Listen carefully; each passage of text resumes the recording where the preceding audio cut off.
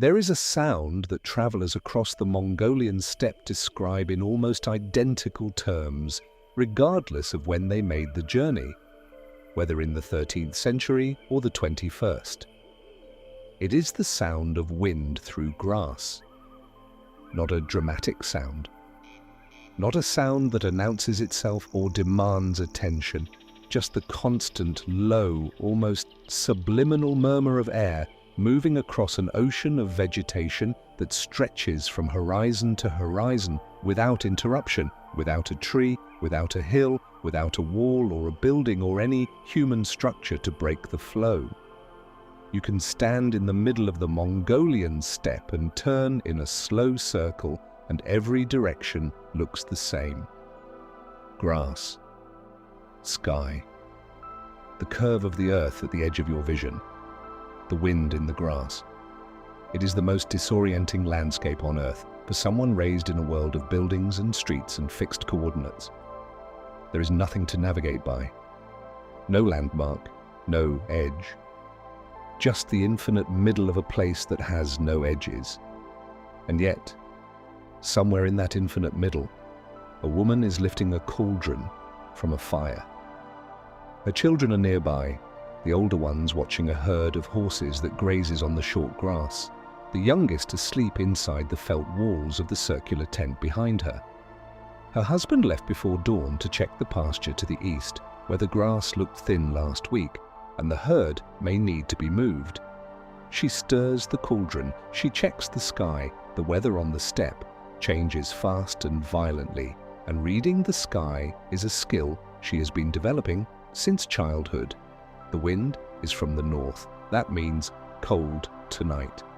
She makes a note of it in the part of her mind that runs the household, the perpetual calculation of resources and needs and risks and preparations that is the actual work of managing a nomadic family's survival. This woman has no name in any chronicle. The chronicles recorded the Khans and their campaigns. They recorded the battles and the sieges and the cities that fell and the cities that were spared. They recorded the politics of the great Kurultai, the assemblies where the Mongol leadership gathered to elect rulers and decide the direction of the empire. They did not record this woman and her cauldron. But without her, without the millions of women like her, and the men who herded the horses and the children who learned the land before they learned anything else, there would have been no campaigns, no cities to fall or to spare, no empire. The Mongol Empire was the largest contiguous land empire in the history of the world. At its height, it stretched from the Pacific coast of China to the shores of the Adriatic Sea, a territory so vast that the sun took hours to cross it, that no single person could travel from one end to the other in a lifetime. This empire was built by warriors on horseback, everyone knows that. What almost no one talks about is what happened when the warriors came home, what the camp looked like before the army rode out, what the women did while the men were gone, what the children ate, how the yurt was assembled in winter, what a shaman's ritual looked like by firelight, how disputes were settled, how marriages were arranged, how the old were cared for, and the young were educated in a society that had no schools, no cities, no permanent buildings of any kind. That is this story, not the conquest, the civilization, not the battlefield, the home. To understand the Mongol people, to understand why they built the society they built, why they moved the way they moved, why they valued what they valued, you must first understand the landscape that produced them. The Eurasian steppe is the longest grassland corridor on Earth. It stretches approximately 8,000 kilometers from the Hungarian plain in the west to the forests of Manchuria in the east. A band of open grassland that cuts across the middle of the Eurasian landmass like a highway, or perhaps more accurately, like a river, because like a river it has a direction and a flow, and things move along it. Animals have always moved along it. The great herds of horses, cattle, and sheep that the steppe could support in extraordinary numbers moved with the seasons following the grass, and the people who depended on those animals moved with them. This is the fundamental ecological fact that shaped everything about Mongol civilization: the grass. The steppe grass was the energy source, not coal, not oil, not the grain that powered the agricultural civilizations to the south and east. Grass, which only certain animals can convert into usable energy, ruminants with their multi-chambered stomachs, capable of digesting the cellulose that human beings cannot process. The animals ate the grass, the people ate and drank and wore and built their homes from the animals. This ecological chain was not a poverty.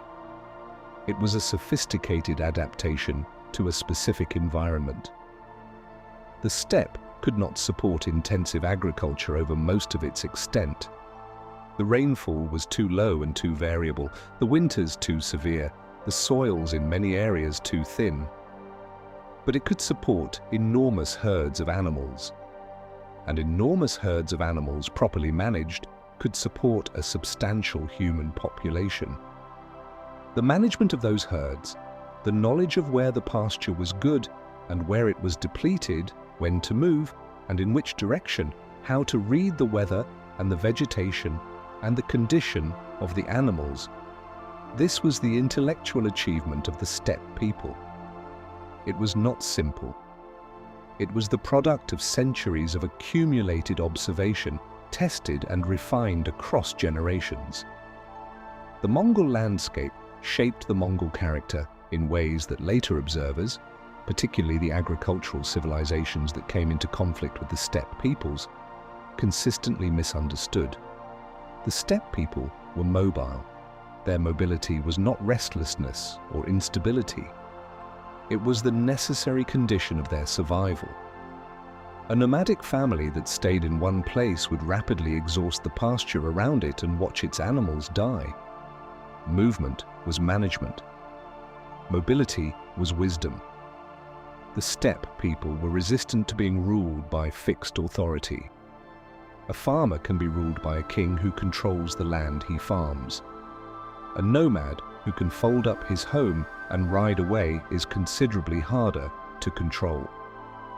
The political structures of steppe civilization were accordingly different from those of agricultural states, more fluid, more dependent on personal loyalty and demonstrated competence, less tied to territorial control and hereditary position. The steppe people were extraordinarily capable of rapid, coordinated movement across enormous distances. This was not a military attribute that they developed for war, though it became devastating in warfare. It was a daily competence, the product of a culture in which moving efficiently across the landscape was the foundation of survival. The Mongolian plateau, the specific heartland of the Mongol people, sits at an average elevation of roughly 1,500 meters above sea level. It is bounded to the south by the Gobi Desert, to the north by the forests of Siberia, to the west by the mountain ranges of Central Asia, and to the east by the forests and river systems of Manchuria. The climate is severe. Winter temperatures on the Mongolian plateau regularly fall below -30 degrees Celsius. Summer temperatures can reach 40 degrees. The annual rainfall is low and unreliable, between 200 and 400 millimeters across most of the region, falling primarily in a brief summer rainy season. This is not a comfortable landscape, but it is a productive one for those who know how to work it. And the Mongol people knew, if you want to understand Mongol civilization, not the empire, not the campaigns, but the actual lived experience of the people, begin with a single object, the yurt, called gur in Mongolian, a word that means simply home. The yurt is one of the most sophisticated pieces of portable architecture ever designed.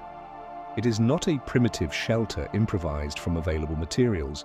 It is a precision-engineered structure developed and refined over centuries of use, optimized for the specific demands of steppe life, with the same careful attention to performance that modern engineers bring to aerospace design. The yurt begins with its lattice walls, panels of thin wooden rods crossed and lashed together at their intersections to form an expandable lattice like a scissor jack that can be compressed for transport and expanded for use.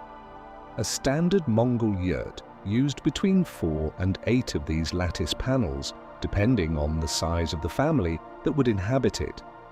The lattice panels were hinged at their tops by a series of thin, curved wooden poles, the roof poles, that radiated upward and outward from the central roof ring to rest on the tops of the lattice walls, creating the characteristic domed silhouette of the yurt. The roof ring itself, the tonneau, was a masterpiece of functional design, a wooden wheel open at the center to serve as smoke hole and skylight simultaneously, its spokes supporting the upper ends of the roof poles, its rim providing the tension that held the entire structure in compression. Over this wooden skeleton went the felt, great sheets of densely compressed wool made by the women of the household through a labor-intensive process of carding, wetting, and rolling the raw wool until its fibers locked together into a material of extraordinary insulating quality. The felt was applied in layers, first the inner wall covering, then the outer wall covering, then the roof covering. In winter, additional layers could be added. In summer, the lower edges of the outer felt could be rolled up to allow ventilation. The result was a structure that could maintain a comfortable interior temperature in conditions that the outside world made genuinely life-threatening. Measurements and studies of traditional yurts have found that on a day when the outside temperature is -30 degrees Celsius, a typical Mongolian winter night, a yurt with a small central fire can maintain an interior temperature of +15 degrees. The insulating quality of multiple layers of felt, combined with the circular design that minimizes the surface area to volume ratio and thus reduces heat loss, makes the yurt one of the most thermally efficient portable structures ever designed.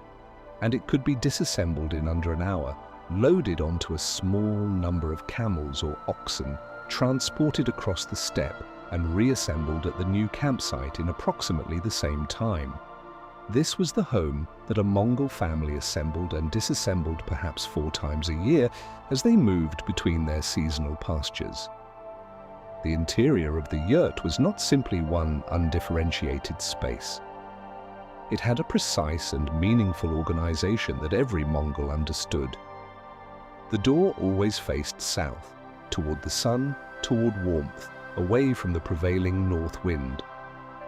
This was not merely practical, though it was practical. It was also cosmological. The south was the direction of life and light, and aligning the yurt's entrance with that direction placed the household in correct relationship with the forces of the universe. The northern side of the yurt, directly opposite the door, was the koimor, the honored place, the seat of the household's most sacred objects and its most honored guests. Against the northern wall stood the household altar, the images of ancestors, the ritual objects of the family's spiritual practice, the small objects of religious significance that were among the most precious possessions the family owned. The western side was the male side. The men of the household kept their equipment here, their saddles, their weapons, their tools. Guests who were men were seated on the western side. The eastern side was the female side. The women's tools, the cooking equipment, the food stores were kept here.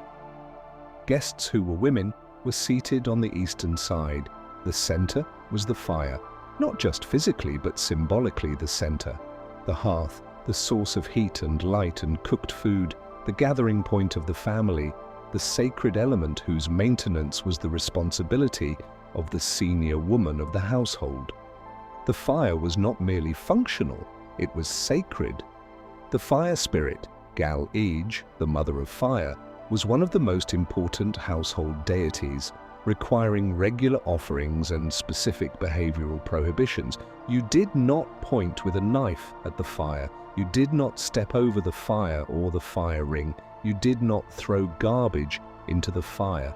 These were not just cleanliness rules, they were acts of respect toward a being whose goodwill was essential to the household's well-being. This attention to the interior organization of the yurt, the specific place of every object, the cosmological significance of every direction, transformed a portable structure into a sacred space.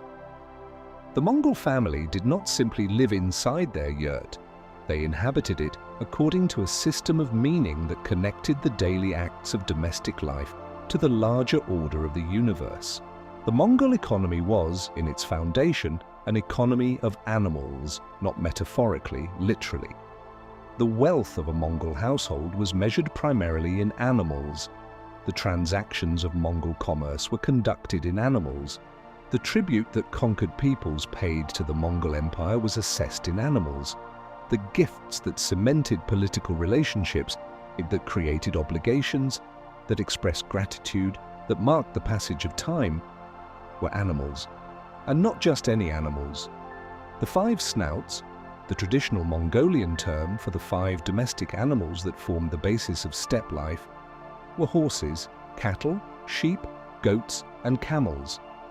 Each had a specific role in the economy of the nomadic household, and the management of all 5 simultaneously was the core competence of steppe civilization.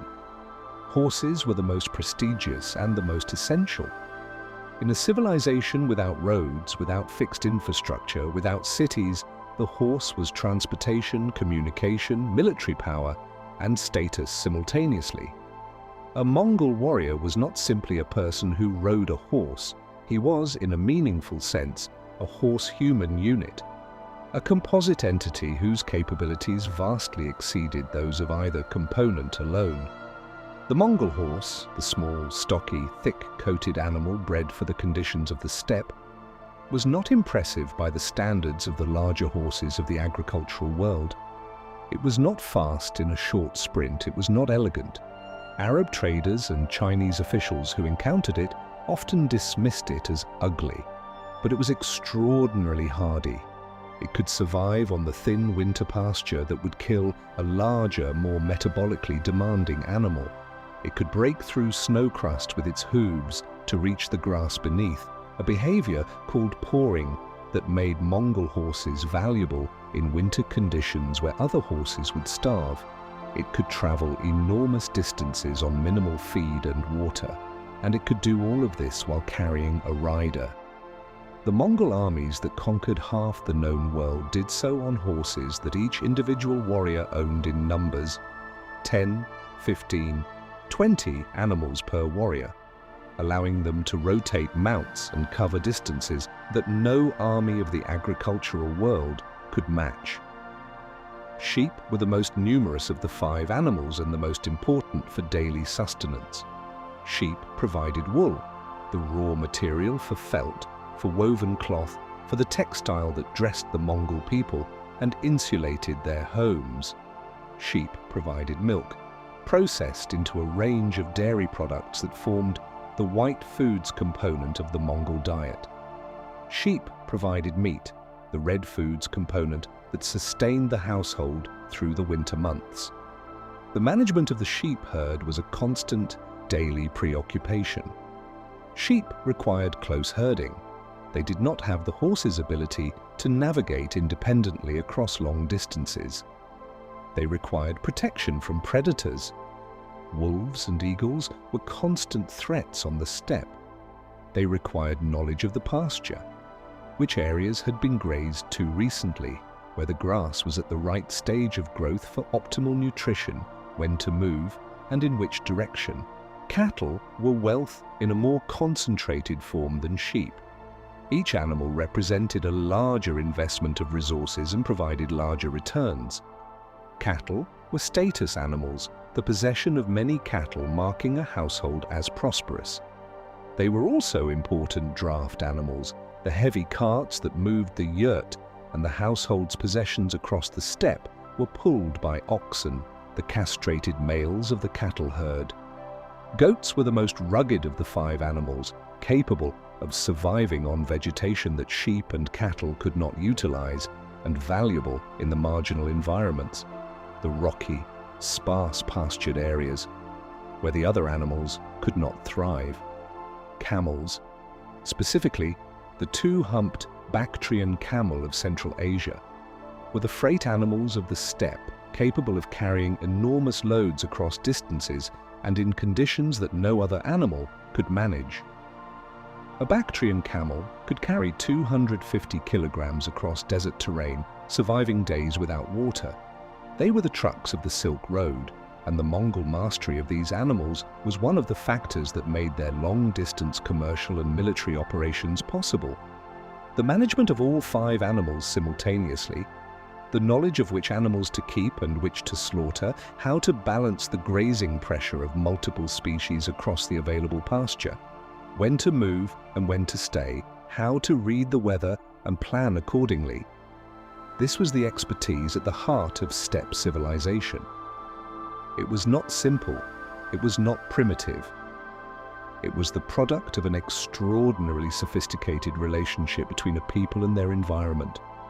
The popular narrative of the Mongol Empire is almost entirely masculine. Genghis Khan and his sons, the great Khans and their generals, the warriors and the campaigns, the sieges and the conquests. Women appear in this narrative occasionally, usually as diplomatic pawns given in marriage to cement alliances, or as captives carried off from defeated cities. Objects of male political and military action, rarely subjects of their own. This narrative is not just incomplete. In important respects, it is wrong. The Mongol Empire was built and sustained by women in ways that the chronicle tradition, written by men, focused on the actions of powerful men operating within cultural frameworks that categorized governance as male activity, largely failed to record.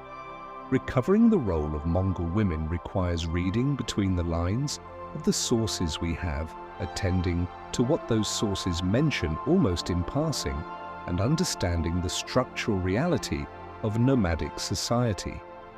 Begin with the most basic fact. When the men went to war, the women ran everything. And the men went to war for long periods. Campaigns that lasted months, sometimes years. During those absences, the household did not pause. The animals still needed herding. The yurt still needed to be moved with the seasons. The children still needed feeding and teaching. The household's economic relationships, the trading, the negotiating, the management of debts and obligations still needed managing. All of this fell to the women. This was not an emergency arrangement, a temporary necessity created by male absence. It was the normal structure of steppe life. Women were the administrators of the household economy, the people who made the daily decisions about resource allocation, about movement, about the management of the family's relationships with neighboring households and clans. The legal status of Mongol women was, by the standards of the medieval world, remarkable. Mongol women could own property in their own names. The bride price that a husband paid at marriage and the dowry that a woman's family provided remained legally hers, not her husband's. If the marriage ended, she was entitled to the return of what she had brought into it. Mongol women could divorce. The grounds were specific and the process was formal, but the option existed and was used. Mongol women could inherit. When a man died, his wives were not simply passed to male relatives as property. They had legal standing, claims on the household's assets, and in the case of the senior wife, significant authority over the household's management during the period of transition. And Mongol women could rule, not metaphorically, actually rule in the most formal political sense. Turagene Khatun, the senior wife of the great Khan Ögedei, served as regent of the entire Mongol Empire from 1241 to 1246, 5 years during which she governed the largest land empire in the world, managing its administration, receiving ambassadors, adjudicating disputes, and ultimately convening the Kurultai that elected her son Guyuk as the next great Khan. She did not govern in the name of her husband or her son. She governed in her own right as the legitimate holder of imperial authority during the interregnum. She was not the only Mongol regent. Ogul Kaimiş Sorgagtani Beki, whose political acumen was so widely respected that it was credited with engineering the successful careers of 4 sons who each became major rulers, and numerous other women exercised substantial political authority at various levels of the Mongol imperial system. Sorgagtani Beki deserves particular attention. She was the wife of Tolui, the youngest son of Genghis Khan, and the mother of 4 sons, Mongke, Kublai, Ulugh, and Arik Böke. 4 men who between them ruled the Mongol Empire, China, Persia, and the central steppe. The career of Kublai Khan alone, the founder of the Yuan dynasty, the ruler that Marco Polo described, represents one of the most consequential reigns in Asian history. The contemporary Persian historian Rashid al-Din, who had access to Mongol court records, described Sorgagtani Beki as the most intelligent woman in the world. He was not using the compliment loosely. He was describing someone who navigated the brutal politics of the post-Genghis Mongol succession with extraordinary skill, who kept her sons and their interests safe through decades of factional conflict, who prepared Kublai for the specific challenge of ruling a Chinese empire by engaging Chinese scholars and administrators, and who managed the transition of Mongol power from the conquest generation to the governing generation with a political intelligence that her contemporaries recognized and recorded. She did all of this as a widow after Tolui's death in 1232 without the protection of a powerful husband. The chronicle record acknowledges these women, but briefly between the records of battles and political events that the male-dominated writing culture considered primary. Reading those brief mentions carefully reveals a different picture. A civilization in which women's political and economic agency was not exceptional but structural. The Mongol diet has been described by outsiders, medieval travelers, and modern commentators alike in terms that range from the merely unenthusiastic to the actively disgusted. This reaction reflects a failure of understanding more than a failure of the diet itself. The Mongol food system was not a collection of random practices. It was a carefully developed response to a specific ecological challenge: how to extract maximum nutritional value from the products of a herding economy in an environment where the growing season was short, where agriculture was difficult or impossible, and where food preservation was essential to survival. The traditional Mongol food system divided foods into 2 broad categories: white foods and red foods. White foods, Tsagani Day, were dairy products. Milk, in its many processed forms, was the primary food of the summer months and a year-round staple in various preserved forms. The productivity of the Mongol dairy system was extraordinary. Fresh milk from mares, cows, sheep, and goats was the most basic white food, consumed directly, used in cooking, given to children. But fresh milk was highly perishable, and the Mongol food system had developed a range of preservation techniques that extended the utility of milk through the year. Ayrag, fermented mare's milk, is the most famous of the processed dairy products and the one that attracted the most commentary from outside observers. The Chinese and Persian and European travelers who encountered it described it variously as mildly pleasant, tolerable, or actively unpleasant, depending largely on their own cultural conditioning about what fermented dairy products should taste like.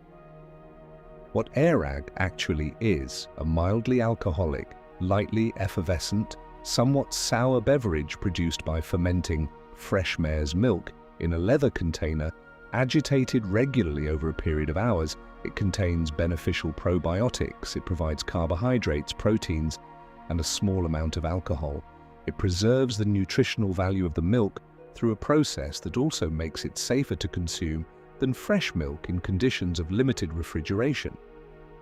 The Mongols made airag in enormous quantities during the summer months, when the mares were producing milk abundantly.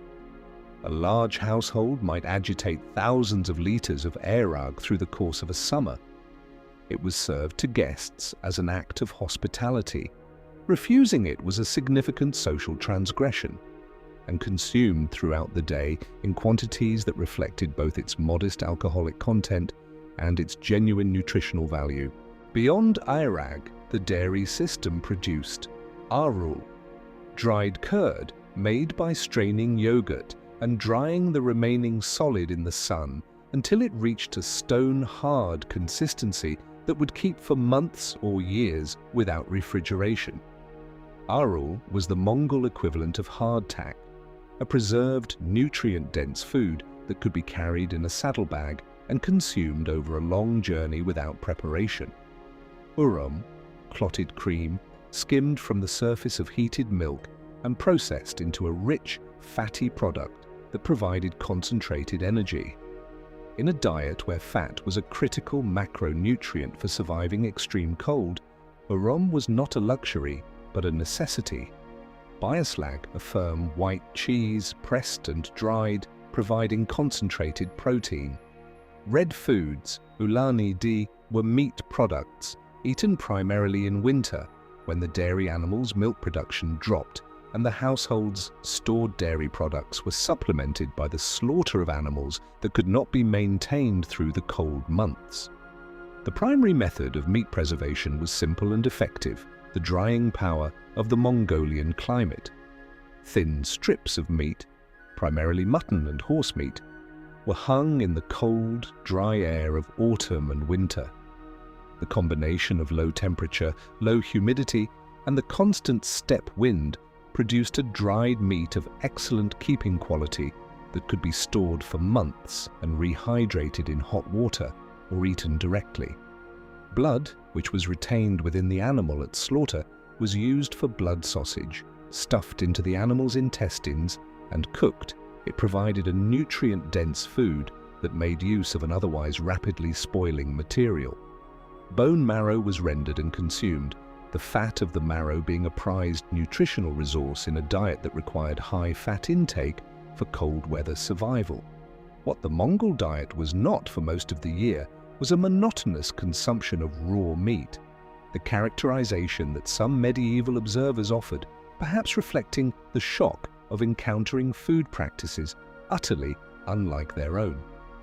The Mongol food system was sophisticated, varied by season, and nutritionally complete in ways that the limited outside perspective could not appreciate. Before Buddhism came to Mongolia in the 16th century, and before the encounter with Islam and Christianity that the empire's expansion brought, the Mongol people inhabited a religious world that had no equivalent in the organized religions of the agricultural civilizations. It is called shamanism by modern scholars, a term borrowed from the Siberian Tungus language, applied broadly to a range of religious practices across the steppe and forest peoples of northern Eurasia. But the label flattens what was actually a rich and internally complex religious tradition, specific to the Mongolian world in its details, even as it shared broad features with other steppe traditions. The foundation of Mongol religious life was a cosmological understanding in which the visible world, the world of human beings, animals, and the steppe landscape, was embedded in a larger invisible world populated by spirits of varying kinds and powers. Tenga, the eternal blue sky, was the supreme principle, the source of legitimacy and power that stood above all other forces. The Mongol concept of Tenga was not quite the same as the personal god of the Abrahamic traditions. Tenga was more like a cosmic order than a being, the fundamental rightness of the universe, which expressed itself through the movements of the sky, the cycles of the seasons, and the fate of individuals and peoples. Genghis Khan's own claim to authority was grounded in Tenga. He had received the mandate of the eternal blue sky. The right to rule had been given to him by the cosmos itself, and the expansion of the empire was the expression of that mandate. This was not merely political rhetoric, though it certainly functioned as political rhetoric. It reflected a genuine cosmological understanding in which political power was inseparable from cosmic sanction. Below the level of Tenga were the spirits of specific places, the mountain spirits, the river spirits, the spirits of particular landscapes that the Mongols had long inhabited and that they regarded as presences requiring respect and, when necessary, propitiation.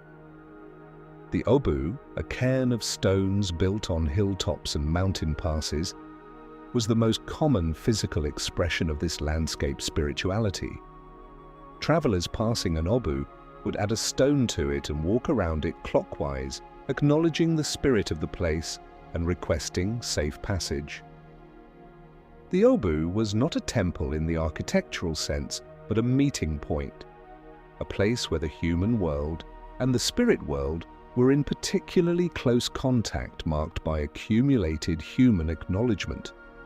And there were the spirits of the ancestors, the dead, who remained present in the lives of the living, capable of being called upon for guidance and protection, requiring respect and regular acknowledgement through offerings and ritual attention. The shaman, Bo for men, Udgan for women, was the specialist in navigating this spirit world on behalf of the community. Not a priest in the sense of a person who mediated between humanity and a distant god through prescribed ritual. Something more active and more dangerous than that. The shaman could enter the spirit world directly, through the altered states of consciousness induced by the drum, by dancing, by particular plants, by extended sensory deprivation, and interact with its inhabitants. The shaman could negotiate with spirits, could retrieve the wandering soul of a sick person and return it to the body, could determine the cause of misfortune and prescribe its remedy. But the shaman's power was not benign by definition. Spirits could be hostile. The negotiation of the spirit world required courage and skill, and a shaman who lost control of the encounter could be destroyed by it. The drum was the shaman's central instrument, the vehicle of the journey whose rhythmic beating provided the sonic framework for the altered state and served as the shaman's connection to the ordinary world during the journey into the spirit realm. Shaman drums were decorated with cosmological imagery, the world tree, the division of the cosmos into upper and lower realms, the animals that served as the shaman's spiritual allies. The shaman's costume was equally significant, a garment of specific design incorporating the bones and feathers and skins of particular animals, accumulating over the shaman's career as new elements were added to reflect new relationships with the spirit world. The Mongol relationship with shamanism was not uniformly deferential. The shamans were powerful, too powerful sometimes for the comfort of the Khans. Genghis Khan's own relationship with the shamanic tradition was complex. He relied on shamans and respected their power, but he was also alert to the political threat that an independent religious authority could pose to his rule. His solution was characteristic, not to destroy the shamanic tradition, but to subordinate it. The shamans who served the Mongol court served under the authority of the Khan. Their power was real, but it operated within a political framework that the Khan controlled. One of the most persistent misunderstandings about the Mongols is that they were a people without law, that their violence was simply the expression of an absence of legal constraint, a civilization that had never developed the concept of rule by law. This misunderstanding tells us more about the assumptions of those who held it than about the Mongols. The Mongol legal tradition, consolidated and formalized under Genghis Khan into what became known as the Yasa, was a sophisticated legal code reflecting the specific needs and values of a nomadic pastoral society. The Yasa is known to us only fragmentarily. It was never written down in a single comprehensive document, and what survives comes primarily from references in later Persian and Chinese sources that record specific provisions or describe particular cases. But from these fragments, a coherent legal system can be reconstructed. The Yasa governed the organization of the army and the distribution of war spoils, matters of enormous practical importance in a society where military activity was a primary economic and political enterprise. It governed the relationship between the Khan and his commanders, and between commanders and their men. It established principles of accountability and of reward. It governed social behavior in ways that reflected steppe values. Hospitality to travelers was not merely a custom, but a legal obligation. A traveler who needed food or shelter was entitled to receive it, and a household that refused could be held accountable. The exchange of gifts, which cemented the social relationships and political alliances of the steppe world, was regulated by specific provisions about what was appropriate and what constituted extortion. It governed the management of animals, who was responsible for a lost animal, what was owed to a neighbor whose animals had been damaged by careless herding, how disputes over pasture were to be resolved. And it contained provisions about theft that reflected the specific vulnerabilities of nomadic society. In a world where a household's entire wealth was on four legs and capable of being driven away by a raider in a few hours, theft was not a minor property crime. It was an existential threat.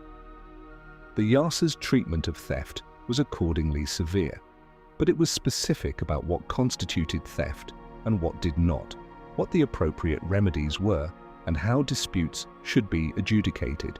The Kurultai, the great assembly of the Mongol leadership, was the political institution through which major decisions were made and legal interpretations were established. When Genghis Khan died in 1227, the succession to his rule was determined not by inheritance alone, but by the Kurultai, a gathering of the great commanders and tribal leaders who deliberated and reached a decision collectively. This was not democracy in the modern sense.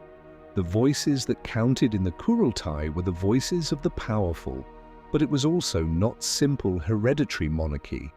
It was a system in which the legitimacy of leadership depended on collective recognition, and in which a successor who failed to secure that recognition could not simply command obedience. The tension between the hereditary principle, the belief that power should pass within the Genghisid bloodline, and the Kurultai principle, the belief that the best qualified person among the eligible candidates should be chosen, drove much of the political conflict that ultimately fragmented the Mongol Empire into its constituent Khanates. The Mongol Empire was not only a military achievement, it was a commercial achievement of the First Order. The Pax Mongolica, the Mongol Peace, the period of relative stability across the vast territory of the empire from roughly the 1250s to the 1350s, created conditions for overland trade across Eurasia that had not existed before and would not exist again for centuries. To understand why this mattered, consider the geography. Between China in the east and Europe in the west lay approximately 7,000 kilometers of territory. The steppe, the deserts of Central Asia, the mountain ranges, the river systems, the cities of Persia and Mesopotamia and Anatolia. Before the Mongol Empire, crossing this territory required navigating a complex and constantly shifting political landscape. Different kingdoms, different legal systems, different systems of tolls and safe conduct, different languages, different currencies.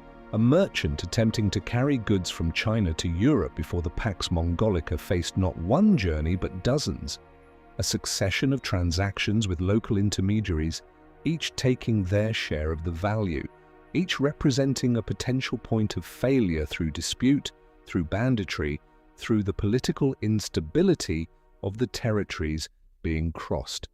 The Mongol Empire did not eliminate these difficulties entirely, but it reduced them enormously. Across the vast territory of the empire, a single political authority, the Genghisid dynasty, in its various branches, provided a framework of order. Merchants who traveled under Mongol protection, who carried the paisa, The metal passport issued by the Khan could travel across thousands of kilometers without entering a new political jurisdiction, without renegotiating safe conduct at every border. The Yam and the Mongol postal relay system is one of the most remarkable administrative achievements of the medieval world. A network of relay stations placed at intervals of roughly 25 to 40 kilometers across the entire territory of the empire, each stocked with fresh horses and provisions, allowed official communications to travel enormous distances at speeds that were genuinely astonishing by the standards of the time. A message from Karakorum, the Mongol capital in Mongolia, could reach Persia in days, could reach China in days. The information infrastructure of the empire was, for its time, without parallel. Commercial travelers used the Yam as well, and the protection it implied was real. The Venetian traveler Marco Polo, whether his account is taken at face value or treated with some skepticism about its details, described traveling through the Mongol Empire in the late 13th century with a freedom of movement that would have been impossible before the empire created the conditions for it. The goods that moved along these routes are a catalogue of the ancient world's luxury production. From China, silk, porcelain, lacquerware, spices from the southern trade networks, from Central Asia, horses, cotton textiles, precious stones. From Persia and the Islamic world, metalwork, glass, scientific and philosophical knowledge in the form of translated manuscripts. From Europe, wool textiles, silver, amber. And along with the goods moved something else, ideas. The Black Death, the catastrophic pandemic of bubonic plague that killed roughly a third of the population of Europe in the mid-14th century, traveled west along the Silk Road routes that the Pax Mongolica had opened. The bacterium Yersinia pestis moved with the caravans, moving faster and further than it could have without the connected network that the empire had created. The same routes that carried silk and porcelain carried plague. The Pax Mongolica was not only beneficial, but its significance as a moment in which the Eurasian world became more connected than it had ever been, and more connected than it would be again until the age of European maritime expansion, is undeniable. The Mongol people had no schools, no formal institutions of learning, no curriculum, no system of written education in the sense that the agricultural civilizations to their south and west had developed.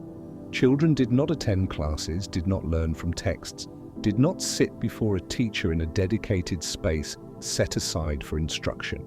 What they had instead was something that the modern world has largely lost and that educational theorists now spend considerable energy trying to recover.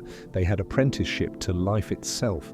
A Mongol child began learning to ride horses at an age when most children in modern societies are still riding tricycles.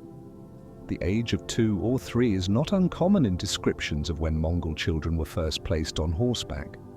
The animals they started on were gentle ones chosen specifically for the task. But the principle was clear: riding was not a skill to be learned later when one was old enough. It was the foundational physical competence of the culture, and it was acquired as early as possible through direct experience. By the age of 5 or 6, Mongol children were riding independently. By 10, they were competent enough to participate in the herding of the household's animals, a genuine productive contribution, not a simulation or a training exercise. By their early teens, both boys and girls were functioning members of the household economy, capable of performing all the essential tasks that steppe life required. The bow was the other foundational skill, not just a weapon, a tool for hunting, a means of putting food on the table, a defense against the predators that threatened the herds. Mongol children learned to shoot from horseback, arguably the most demanding physical and cognitive skill combination in the steppe military tradition. Through years of practice that began in childhood and continued throughout their lives. The Great Hunt, the Nerj, the massive organized drives in which entire Mongol communities participated, served as military training as well as meat provision. Conducted in autumn, the Nerj involved organizing large numbers of riders in a massive encircling movement around an area of steppe, gradually compressing the circle inward over days or weeks until the enclosed animals, deer, antelope, boar, whatever the terrain supported, could no longer escape and were harvested in enormous quantities. The organizational skills required for the Nerj, the coordination of many riders over great distances, the maintenance of the encircling line, the communication between distant parts of the formation, were exactly the organizational skills required for military operations. The young Mongol who had participated in dozens of Nerj drives had already learned, in a non-military context, how to operate as part of a large coordinated force moving across open terrain. Girls learned the domestic skills of steppe life, the making of felt, the management of the dairy herd, the assembly and disassembly of the yurt, the preparation and preservation of food, through the same method of direct participation. They did not study domestic skills, they performed them alongside their mothers and the older women of the household, gradually taking on more responsibility as their competence grew. The transmission of oral tradition, the stories, the genealogies, the histories of the clans, the epic poems that preserved the cultural memory of the people, happened around the fire in the evenings through the long winters when outdoor activity was limited. The Mongol tradition of storytelling was rich and complex. The secret history of the Mongols, the extraordinary narrative of Genghis Khan's life and the founding of the empire, composed in the 13th century, is the written record of what had been an oral tradition, and it preserves the stylistic conventions of oral performance in its rhythms and its patterns of repetition.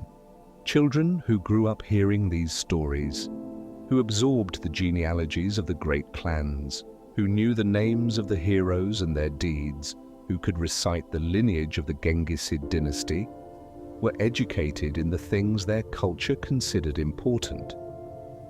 Not in the abstract knowledge of the agricultural world schools, but in the specific knowledge of who they were and where they came from and what their people had achieved. The Mongol Empire did not end in a single, catastrophic defeat. It dissolved. The process was gradual, complex, and in some respects the inevitable consequence of the empire's own success.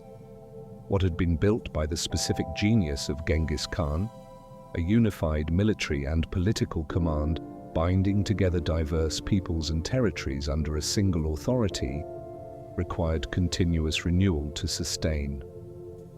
The empire's vastness meant that communication across it was slow, even with the yam system.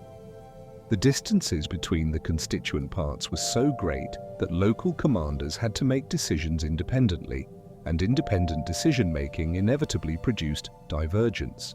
The succession after Genghis Khan's death in 1227 was managed relatively successfully through the next two generations, Ugadai, Guyuk, Munka, though each succession required a Kurultai, and each Kurultai was an opportunity for factional conflict to surface. After Munka's death in 1259, the conflict became irresolvable. His brothers Kublai and Arik Böke fought a civil war for the succession. Other branches of the family asserted independence.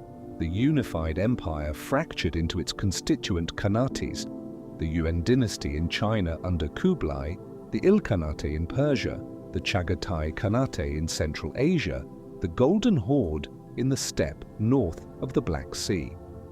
These were not insignificant states. Each was, by the standards of its time and region, a major power. Kublai Khan's Yuan dynasty governed China for nearly a century. The Ilkhanate in Persia patronized the arts and sciences and facilitated an extraordinary period of cultural production. The Golden Horde dominated the western steppe for generations, extracting tribute from the Russian principalities and shaping the development of what would become Russia.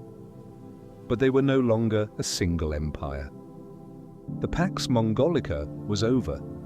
The Black Death, traveling along the very trade routes the empire had opened, devastated the populations of Central Asia, the Middle East, and Europe in the mid-14th century. The population losses were catastrophic and the economic disruption was profound. The Mongol Khanates did not survive the 14th century intact. The Ilkhanate collapsed in the 1330s, fragmenting into regional powers. The Yuan dynasty was overthrown by the Ming in 1368. The Golden Horde slowly fragmented through the late 14th and 15th centuries. What remained in the Mongolian heartland was a return to something resembling the conditions before Genghis Khan. Fragmented tribes and clans competing for the limited resources of the steppe without the unifying authority that had briefly made them the masters of the known world. And yet, the Mongolian steppe was not simply restored to the status quo ante. The experience of empire left marks that persisted. The administrative techniques that the Mongols had developed, the yam system, the decimal organization, the sophisticated management of multi-ethnic populations, were inherited by the successor states and influenced the development of administration across Asia. The conversion of the Mongol aristocracy to Tibetan Buddhism in the late 16th century, a transformation associated with the great Lama Sonam Gyatso, whom the Mongol Khan Altan Khan granted the title Dalai Lama, reshaped Mongolian religious culture in ways that persist to the present. The Mongolian language, the traditional herding practices, the yurt, the 5 animals, the oral poetry and music. These persisted through the centuries of political fragmentation and foreign domination through the Manchu Qing dynasty's rule of Mongolia from the 17th century onward, through the Soviet-influenced Mongolian People's Republic of the 20th century. The steppe endured, and the people endured with it. In the 21st century, there are still nomadic herders on the Mongolian steppe. The number has fluctuated, declined through the collectivization of the Soviet period, recovered after Mongolian independence in 1990, fluctuated since with the pressures of a market economy and the pull of the capital Ulaanbaatar, which has grown from a small city into a metropolis of nearly 1.5 million people.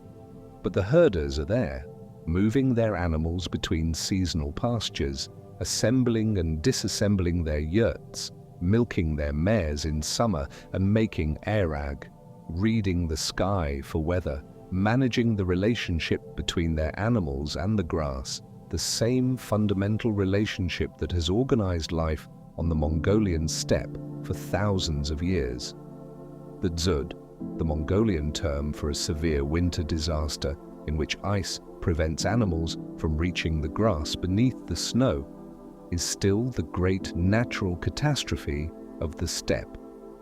In 2010, a particularly severe dzud killed approximately 8.5 million animals, roughly 20% of Mongolia's entire livestock population. The loss of animals on that scale meant the loss of households' entire wealth, entire economic foundations. The herding families who lost everything faced the same choice that herding families have always faced at moments of catastrophe: rebuild or move. Many moved to Ulaanbaatar, swelling the Ger districts, the informal settlements of traditional yurts that ring the city, populated by rural migrants who have brought their homes to the city but have not yet transitioned to city life. The Ger districts of Ulaanbaatar are one of the most striking visual expressions of cultural continuity in the world. Traditional circular felt homes assembled in the shadow of Soviet-era apartment blocks in a city that is simultaneously medieval and modern. The Naadam Festival, held every July across Mongolia, centered on the 3 games of men, horse racing, wrestling and archery, is the most visible public expression of the steppe heritage. But note the name, the 3 games of men. The horse races are actually run by child jockeys, boys and girls between the ages of 5 and 13, whose lightness gives them advantage over the long-distance courses. The archery competitions include women's divisions. The festival is national, but its content is nomadic. The throat-singing tradition, the kumi, the extraordinary vocal technique in which a single performer produces multiple simultaneous pitches, creating harmonics that sound like music from inside the landscape itself, is recognized by UNESCO as an intangible cultural heritage and is practiced actively by both traditional performers and a younger generation that has found in it a connection to something ancient and specifically Mongolian. The steppe heritage is not a museum exhibit, it is a living tradition, contested and negotiated and partially transformed by modernity, but continuous. Go back to the woman at the cauldron, she is still there, in the morning of a day, in the 13th century on the Mongolian steppe. The wind from the north, the children nearby, the youngest, asleep inside the yurt. She is not in any chronicle, she will never be in any chronicle, but everything that the chronicles record, the campaigns, the conquests, the diplomatic missions, the trading networks, the courts of the great Khans, all of it required her knowledge of the animals and the grass and the weather, required her management of the household's resources through the winter, so that the men who rode to war in the spring had horses that were healthy and themselves were fed, required her transmission to her children through the daily work of steppe life, through the stories told around the fire, of the knowledge and the values and the competence that made the Mongol people what they were. The empire she helped sustain connected China to Europe. It facilitated the movement of goods and ideas across the largest continuous territory any single political authority had ever governed. It terrified the Islamic world and the Christian world and the Chinese world simultaneously. It produced rulers who were patrons of art and science and who respected religious diversity, who created administrative systems that their successors borrowed and built upon. None of this was inevitable. All of it depended on the daily work of ordinary people, the herders and the craftsmen and the women managing the households and the shamans tending the sacred relationships and the children learning to ride before they could read. It depended on the steppe. It depended on the wind in the grass. That wind is still blowing, the same wind across the same grass under the same sky that the Mongol people called eternal blue. Rest now, the steppe is vast. The stars above it are the same stars that Genghis Khan watched from his camp, the same stars that watched over the woman at the cauldron, the same stars watching now. Good night.